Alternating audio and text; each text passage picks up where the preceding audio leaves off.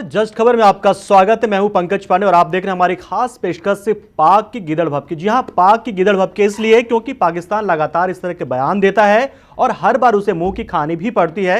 हालांकि बार बार उकसावे की कार्रवाई हमेशा पाकिस्तान की तरफ से होती है और इस बार जो कुछ हुआ वो सभी हदों को पार कर गया, क्योंकि पाकिस्तान के रक्षा मंत्री ख्वाजा मोहम्मद आसिफ ने यह कह दिया कि यदि भारत की तरफ से उकसावे की कार्रवाई बंद नहीं की जाती है तो उसे युद्ध के लिए तैयार रहना चाहिए और इसके बाद से भारत की तरफ से भी वाक युद्ध छेड़ दिया गया। और कहीं ना कहीं पाकिस्तान की चोरी और सीनाजोरी वाली बात सामने आ रही है।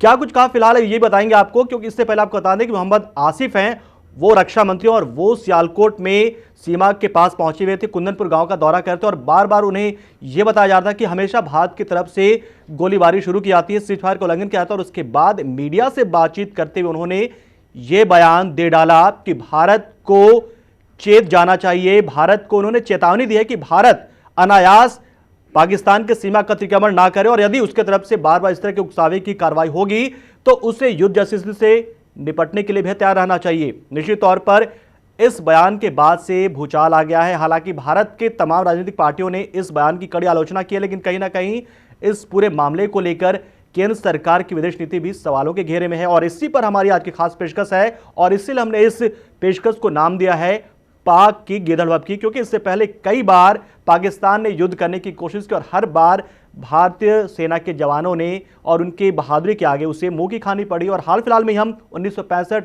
के युद्ध के गोल्डन जुबली को हम मना रहे हैं और जाहिर सी बात है इस दौरान यदि इस बार पाकिस्तान को वो बात बार बार सार रही होगी, टीस रही होगी कि 1965 की जीत के हम के लिए के बाद भारत जहां गोल्डन जुबली मना रहा है वहीं पाकिस्तान को उस तरह की स्थिति का सामना करना पड़ रहा, हार की टीस है उसके मन में समाई हुई है। आखिर क्या कुछ कहा पाकिस्तान के रक्षा मंत्री ने जिसके बाद से अब इस तरह का तनाव बढ़ गया है, वो आपको दिखाते इस रिपोर्ट में हम।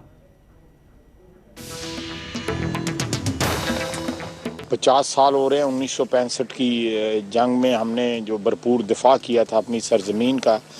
अगर दोबारा हम पे जंग ठोसेगी तो इंशाल्लाह ताला भारत के ऊपर उससे बड़ा नुकसान जो है हम इन्फ्लिक्ट करेंगे और भारत उससे बड़ा नुकसान उठाएगा।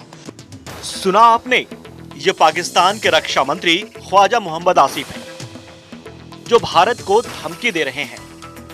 आसिफ ने धमकी भरे अंदाज में भारत को डराने की कोशिश की है। पाकिस्तान के रक्षा मंत्री का बयान किसी आतंकी के बोल से कम नहीं। जहां एक तरफ उफा में दोनों देशों के प्रधानमंत्री शांति व्यवस्था स्थापित करने की बात कर रहे हैं तो वहीं पाकिस्तान के रक्षा मंत्री भारत को धमकी दे रहे हैं, भारत को सबक सिखाने की बात कर रहे हैं। दरअसल ख्वाजा मोहम्मद आसिफ सीज फायर में घायलों से मिलने पहुंचे थे। अपनों का खून देखकर आसिफ का खून गर्म हो गया और उन्होंने इंडियन आर्मी पर बगैर उकसावे के गोलाबारी करने का आरोप लगा दिया। बर्बरियत की बदतरीन मिसाल है कि छोटे छोटे बच्चे बच्चियां जो है वो भारतीय जारहियत का शिकार हुए हैं। वक्त आ गया है कि हम इसको सफारती सतह पे भी उठाएं और जो है मौके के ऊपर भी जो है भारतीय जारहियत का भरपूर जो है वो जवाब दें। लगता है पाकिस्तान के रक्षा मंत्री अपनी आर्मी के करतूतों को भूल गए। 15 अगस्त के उस दिन को भूल गए जब भारत आजादी के जश्न में डूबा था और पाकिस्तानी सेना बॉर्डर पर गोलीबारी कर रही थी। पाक की नापाक हरकत ने कई मासूमों को मौत की घाट उतार दिया, लेकिन पाक रक्षा मंत्री को ये बातें याद नहीं। आंकड़ों की बात करें तो पिछले एक साल में हजारों बार पाक ने सीज फायर का उल्लंघन किया, लेकिन ख्वाजा मोहम्मद आसिफ को ये सब याद नहीं। उन्हें तो बस अपना दर्द दिख रहा है, भारतीय मासूमों के खून का कोई हिसाब नहीं। पाक रक्षा मंत्री ख्वाजा मोहम्मद आसिफ का सिर्फ ये बयान ही नहीं, भारत के प्रति पाक की हरकत अक्सर नापाक ही रही है। सीज फायर उल्लंघन का मामला हो या आतंकियों के घुसपैठ का, पाकिस्तान हर हथकंडे अपनाकर भारत को हर हाल में दबाना चाहता है। यही कारण है कि पाकिस्तान ने NSA वार्ता पर मुंह मोड़ लिया, क्योंकि भारत के पास पाकिस्तान को बेनकाब करने का जिंदा सबूत है। पाकिस्तान की बौखलाहट जग जाहिर है, लेकिन उसका हर दाव उल्टा पड़ रहा है। ऐसे में हर युद्ध में हार का स्वाद चखने वाले अब फिर से युद्ध की बात कर रहे हैं। Bureau report.